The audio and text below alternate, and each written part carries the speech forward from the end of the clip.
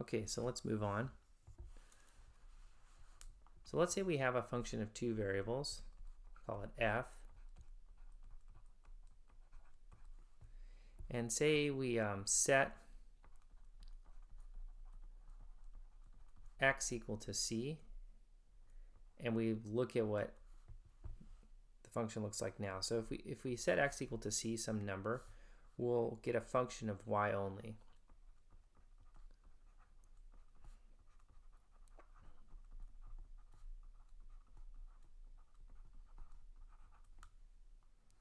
And this is called a cross-section or trace.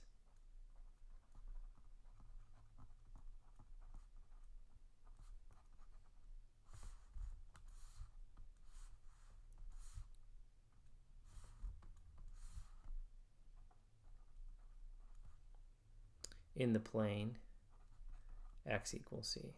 So we know that x equals c is a plane, and by looking at the function that results when we make x equals c, we'll get a trace. So let's look at an example. Let's consider the paraboloid, because we know what the graph of this looks like. So function is x squared plus y squared, and we're going to look at cross sections.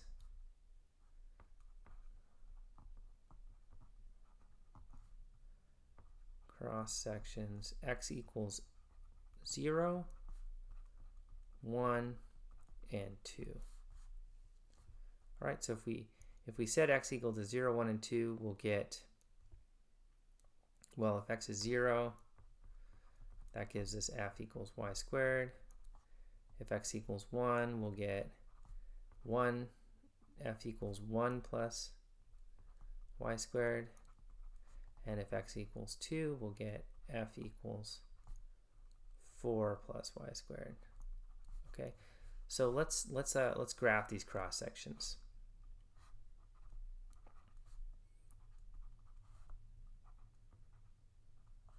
So at x equals 0, we'll call this the blue plane.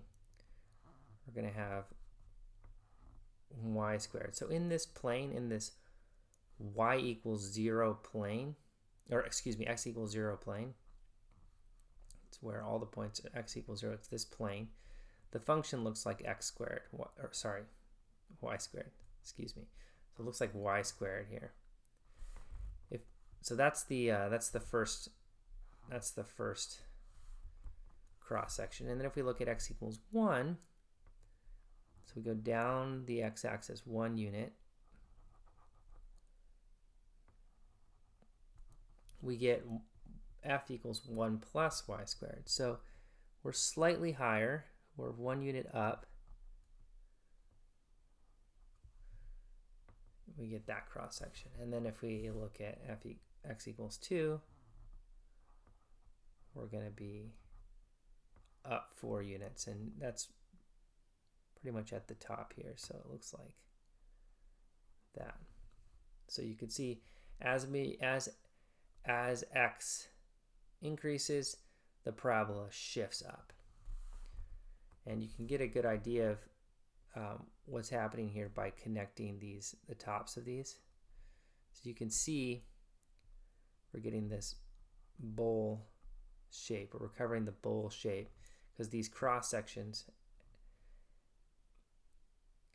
give us a sense of what the shape of this thing looks like. It's giving us that, we're covering that bowl shape.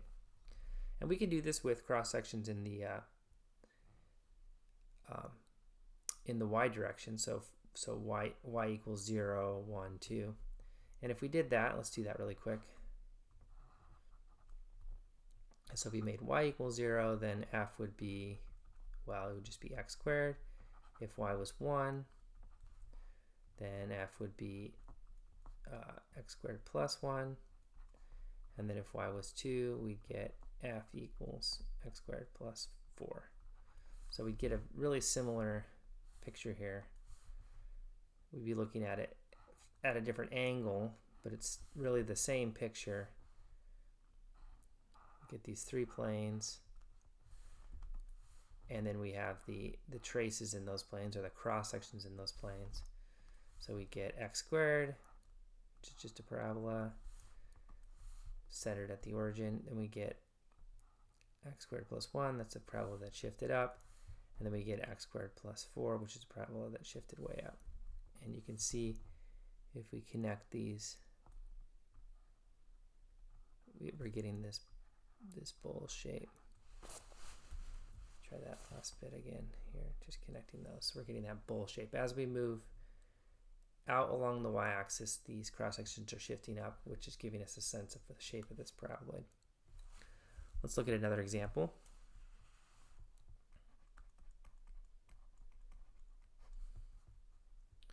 So let's use cross-sections to graph the following. So we'll look at three functions here. First one is g of xy equals y squared. Now this may not seem like a function of two variables, but it can be viewed as one.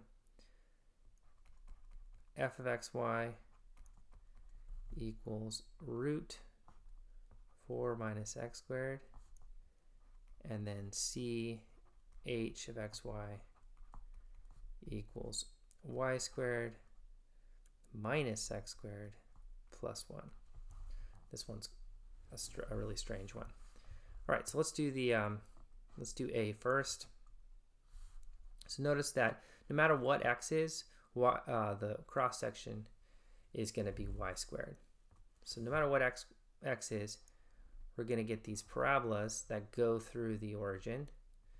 So here we get one, here we get one, here we get one, here we get one. So what's happening here is we're getting these cross sections that look like this. Okay, so that's enough to recover this graph. We can see what this graph looks like because we see no matter what x is, we're getting the same cross sections, and that's giving us a good idea of the shape. All right, let's do the second one here. This one's similar, except it's in the x direction, so it's not changing as we go along the y-axis. So really all we need to do is figure out what this graph looks like in the xz plane. And if you're familiar with this is a half circle, the upper half circle of radius 2. So it looks like this.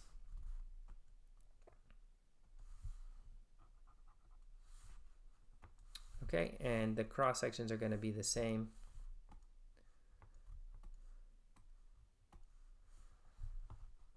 As we move along the y-axis, so we'll have another one, another one, another one, and we're getting this, it looks like a hangar, an airplane hangar.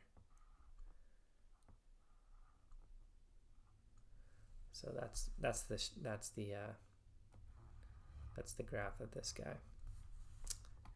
And then the last one, this is the most complicated. In this one, we're going to have to look at cross sections in both directions.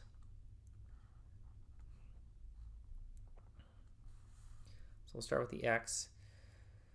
So when x is 0, we get y squared plus 1. So we'll have a parabola that shifted up 1. When x is 1, we'll have a parabola just y squared. So when we come out, and let me draw my planes here because it's hard to visualize these where it's changing. So here's my first plane. My second plane is going to look like this, and it's going to be shifted down.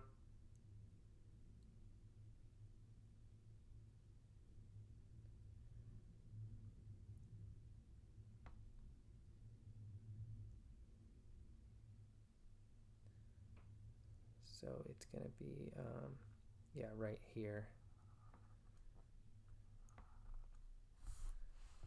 Erase this, do it again. That. And then if we did 2, we'd get y squared minus 3. So that's shifted even further down. I'm wishing I drew my planes so that they went down, but okay, so it's going even further down like this. All right, so it's really hard to see what's going on here, but it's sort of curving down. These parabolas are curving down like this. All right, let's do the cross sections along the y-axis. Start with green here. So when y is 0, we get 1 minus x squared. So we're starting at 1 and it's a downward facing parabola. And then when y is 1, we get 2 minus x squared. So that's a parabola that's shifted up 2 units. And then when y is 2, we get 5 minus x squared. So that's a parabola that's shifted quite high here, like that. And you can see if we just match all these vertexes, we'll get this.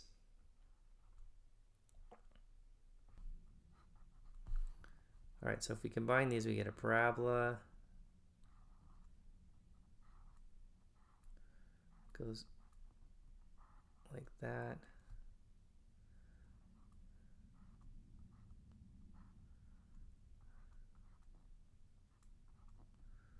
So those are these parabolas, kind of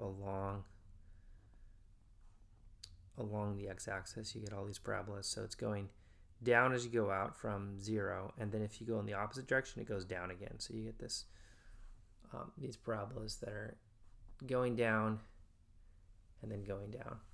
And then if we look along the x-axis, we get these parabolas that are downward facing, and they at the origin that's the lowest parabola, and then it comes out. So it's like going up, up, up. So there's our curve, and this is appropriately named a saddle.